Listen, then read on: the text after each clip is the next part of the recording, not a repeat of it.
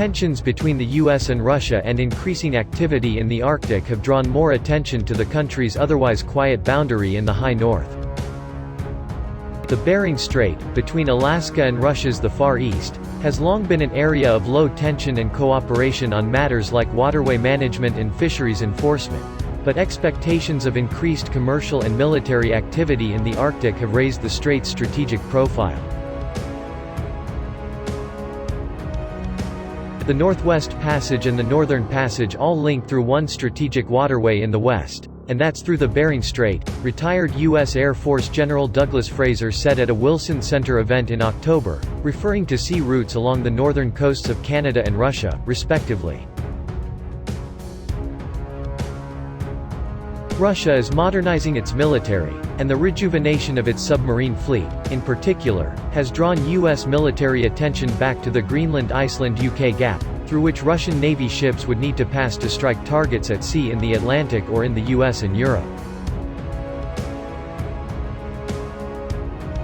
The issues that we're facing and talking about in the GI-UK gap, you need to be very cognizant that they could also appear in the Bering Sea, added Fraser, who led Alaska Command in the mid-2000s.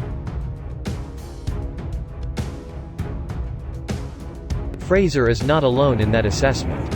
At a Senate hearing in March, the Navy's top officer, Admiral Michael Gilday, said he expected the Bering Strait to be strategically as important as the Strait of Malacca or the Strait of Hormuz. The U.S. military has been active in those straits for years, but its activity in and around Alaska is increasing. In May last year, a Navy aircraft carrier joined the Northern Edge exercise in the Gulf of Alaska for the first time in a decade. Months later, the Navy returned to Adak Island, in Alaska's Aleutian Island chain, for another exercise. Adak was home to a sprawling Navy base that closed in the 1990s, but Navy officials have discussed again using it for aerial patrols. The Navy's long-standing Arctic submarine exercises have also taken on new relevance.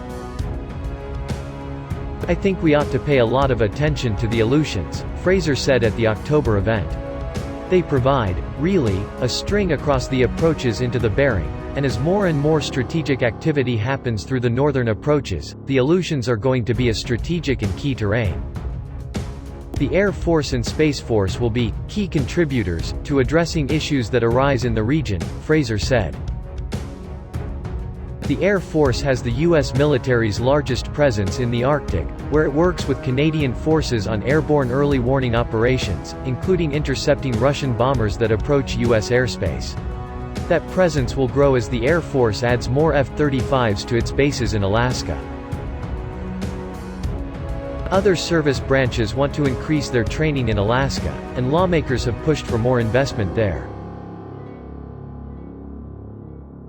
The U.S. Army Corps of Engineers recently approved plans to expand the port of Nome, on Alaska's Bering coast.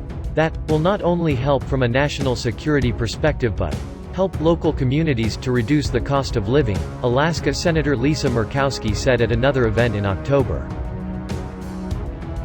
Russia's Far East and Arctic regions are sparsely populated, and after the Cold War the military infrastructure there deteriorated, but Moscow is refurbishing those facilities.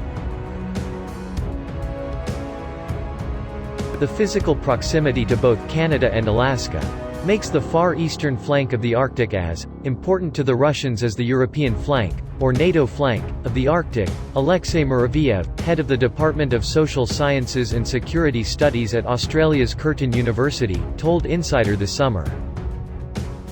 The work includes expanding and upgrading airfields to handle strategic bombers and support all-weather operations, though Russia is mindful of China, and concerns it may have about such activity near their shared border, Muraviev said. Russia has renovated Arctic bases to support maritime operations along the Northern Sea Route and added new radars and other installations to detect an airborne attack. The easternmost Arctic radar facility is on Wrangel Island, just 300 miles from Alaska. Russia's Pacific Fleet has received a variety of new ships and has increased its exercises. A major naval drill in August led to close encounters between Russian ships and U.S. fishermen near Alaska. That was Russia's first significant exercise in the region in some time, but it wasn't clear if it was a response to U.S. actions, according to Michael Kaufman, director of the Russia Studies program at CNA, a nonprofit research group. A lot of big Russian military exercises, it's not so much about signaling, Kaufman told Insider. It's much more about them actually being able to do it, to mass forces, to exercise farther away from the actual naval bases. Kaufman was skeptical that the Bering Strait would take on the same strategic significance as the GI-UK gap, but said the sea lines of communication that run through it mean it would be important if the US pursues a sea control strategy in a conflict, particularly one with China, which brands itself a near-Arctic power, and is increasingly active there.